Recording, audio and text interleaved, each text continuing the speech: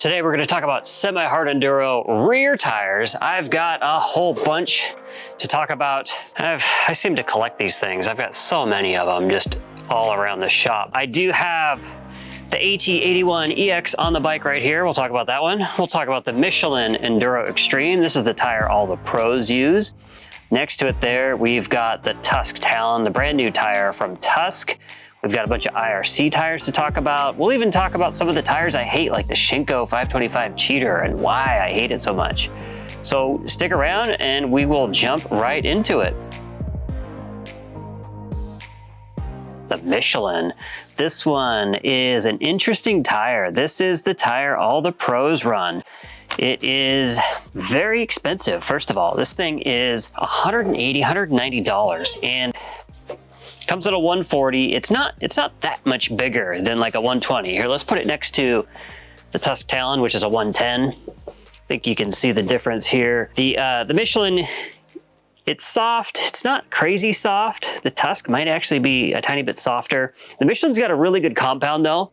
Compound is super sticky, even though it may not feel like the softest tire in the world, but it's a little disappointing because, first of all, this is an FIM tire, so this knob height here is limited to 13 millimeters. And you can see this one doesn't have a lot of wear on it. These knobs are still basically as tall as they ever were when it was brand new, and they're not very tall. It's like a 1/2 inch knob height. And that is because it's FIM rated. Somebody somewhere in Europe decided that shorter knobs are better for the environment, so they limit knob height, which is like the stupidest thing I've ever heard of. And it has pretty much the exact effect on its performance you would imagine. It does not do well in soft terrain. I don't think I've ever had as much trouble with a tire as I've had with this thing, which was kind of shocking to me because this is the tire all the pros use, almost all of them. Like Manny, Billy, Johnny Walker, Graham Jarvis, they all use the Michelin Enduro Xtrem. And I was kind of shocked when I ran this thing that it wasn't that good. Now, I will say, if you're riding rocks and roots only, I don't think I've ever had a tire hookup better than this thing. So if you're riding like this kind of terrain, I'll throw in the video here. This is Billy Bolt. He's riding up like a waterfall. That's where this tire is absolutely amazing. Like slick rocks, nothing hooks up better.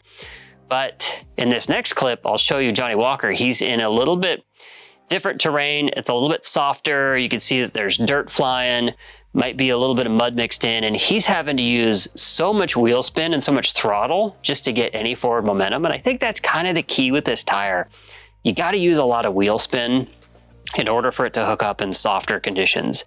I noticed when I was riding it, you know, I'm trying to finesse it through a little bit more and it would like pack up. It would like get kind of caked with dirt and a little bit of mud, almost like wet dirt, not really full on mud, but like wet dirt.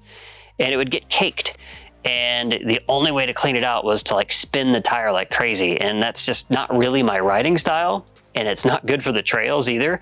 Obviously the pros don't care about the trails. So, you know, they'll do what they have to do. But yeah, pretty disappointed in this tire for $180, $190. I mean, you can get two other tires that perform quite a bit better. Speaking of, let's move to a couple IRC tires I really like. All right, let's talk about these. These are kind of like two sister tires from IRC. On the left here, we've got the IX09W, and on the right, we've got the JX8. These two tires are very, very similar. Pretty much like the original hard enduro competition tires. They're basically race tires. They're not going to give you the best longevity, but they're going to give you really, really good grip, at least in hard terrain. In soft terrain, they're okay, but the knobs are a little too soft and they round off a little too quickly. So soft terrain will start to suffer when they start looking about like this. They're not bad, and they're still going to hook up great in hard terrain, but without that sharp kind of leading edge on the knobs, the soft terrain performance is going to fall off just a bit. What's the difference between these two tires? Well, the IX09 has a super soft carcass. Like the whole thing is just super pliable, super soft. Like look at this, I can almost turn it inside out. So the carcass being soft means it's going to conform to the terrain super well. Like you probably will not experience a grippier tire than this. But the carcass is super soft. So if you're running tubes, the chance of a puncture is pretty high. If you're running tubeless, I've heard it just doesn't seat well with tubeless. Like you take a hit and the bead can like burp air out of it. So this tire really is good for running mooses, and that's about it. So if you want to run this tire, run mooses.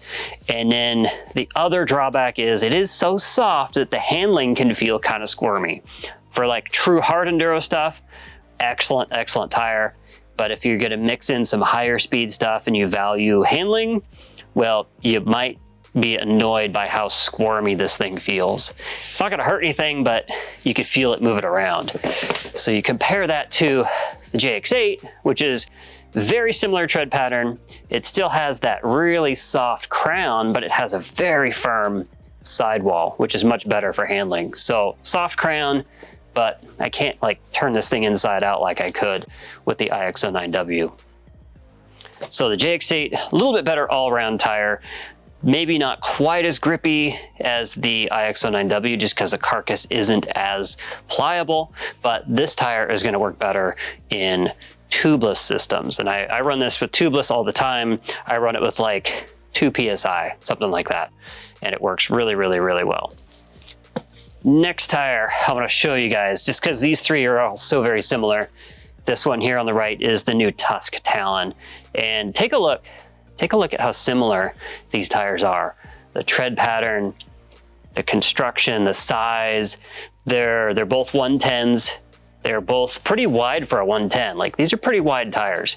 You don't really need anything bigger than this, but the Tusk is like, I call it the great value JX8 because it's like $68. The JX8 is now $108, and they are so very similar. So you can see the Tusk has soft crown, real soft crown, pretty stiff sidewall, soft rubber compound, real good soft compound. And it's, I would say after running this tire, it's very similar feeling to the JX8. It's probably 95, maybe 95+% of the performance of a JX8.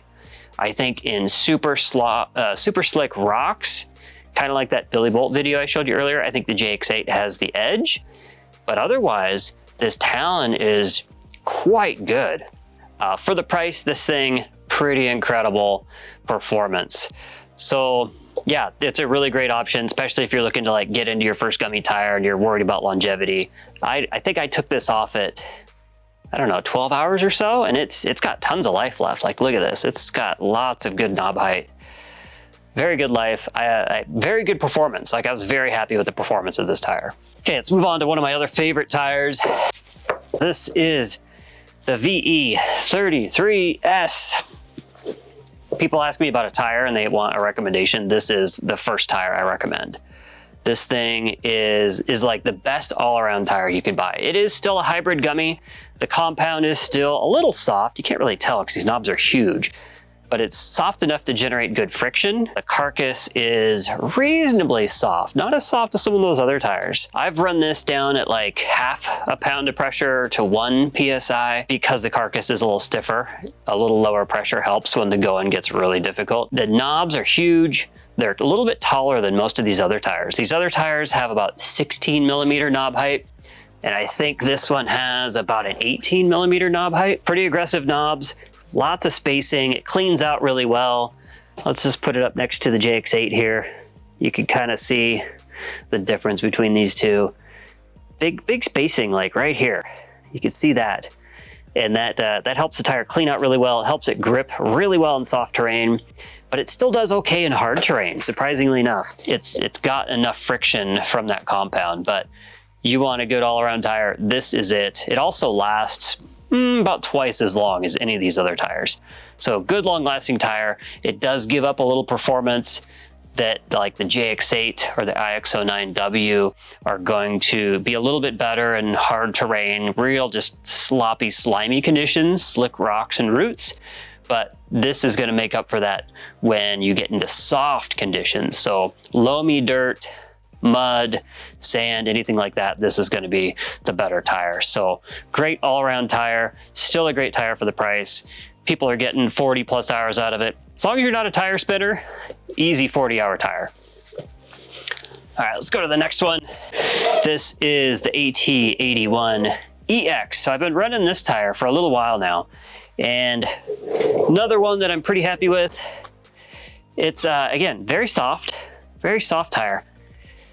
And it's got a pretty flexible crown, just like the rest of them do. Kind of see this. This has got about 2 PSI in it right now, running tubeless. Pretty happy with it. It feels a lot like a JX8. It really does. Very similar to the JX8. It might dig a little bit better in softer terrain. That's one of the drawbacks of some gummy tires is their soft terrain performance just isn't the greatest. But this one seems to work pretty well. It seems to hook up in a variety of terrain really well. The only drawback with this tire is it's about $125, I think, about $130. So it's just a little bit more money than most of the other tires I've been talking about. Let's bring a JX8 up next to it here. So you get an idea of what these two look like together. The AT81 definitely has bigger knobs, so they probably fold over a little less, which can lead to better soft terrain performance. JX8, more knobs, spacing's pretty darn close. Honestly, they're very, very similar tires. I think if I were to try to pick a winner between these two, it might be the AT81 EX, just because I think it's just a little better overall. But the JX8 is 30 bucks cheaper, 20 bucks cheaper. I think they both will probably last about the same amount of time for you. Overall, both good tires. Can't go wrong with either of them. All right, before I wrap up here, I do want to talk about a couple tires that are on my shit list. One of those is the Shinko 525 Cheater, and I don't like that tire mainly because of the weight. That's the main reason. It is like 2 pounds heavier than pretty much any of these other tires here. These are all fairly lightweight tires. Most of these weigh around, I don't know, I think 12, maybe 13 pounds or so. The Shinko weighs like 15.5 pounds, so it's heavier than any other of these tires. Just way too heavy. And I just think there's a lot better options. Most of these have a softer compound than the Shinko. The Shinko was okay, and it was reasonably priced when it came out, but now I think some of these are cheaper, and most of these are better performing than the Shinko. So not a huge fan of the 525. The other tire, I really don't understand why it's so popular, is the M5B Evo. I've run that tire a couple times now, and it's still basically a motocross compound. It doesn't have the soft compound that a lot of these tires have. So it really has trouble gripping in like slimy rocks, slick roots, those kinds of conditions. It's a great summer tire. It's great with tubeless at low pressures, especially when you get the big size, the 140. But man, in the Pacific Northwest where I'm riding slick rocks and roots, like that tire is like an ice skate on them. It's great in the mud. It's a great hill climb tire, but it's not so great in these kinds of hard enduro conditions. I think that's all the tires I've got to talk about today. These are all the ones I've been trying recently. I would say if I had to pick a winner out of all of these, it's probably a toss-up. That Tusk Talon right here. Tusk Talon is definitely worth mentioning as one of the better tires I've tried. And then the other end of the spectrum, for about twice the price, is the AT81 EX.